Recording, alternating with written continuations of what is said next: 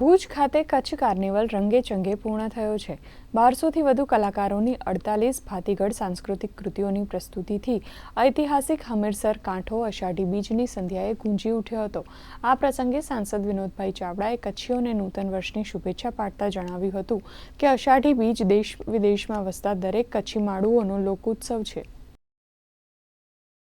हजारों वर्षों अपनी आ परंपरा हमेशा चालती आवी छे ने एमांय विशेष रूपे सदीओथी कच्छी नवा वर्षनी पण परंपरा राजाशाही वखतथी चाली आवे छे। आनंद छे वातनो के आपणा देशना वडाप्रधान श्री नरेंद्र मोदी साहेब जेमणे सोशल मीडियाना माध्यमथी आपणे जे छे ट्वीट करीने आजी भाईओ बहनोने शुभकामना अने शुभेच्छा पाठवी है।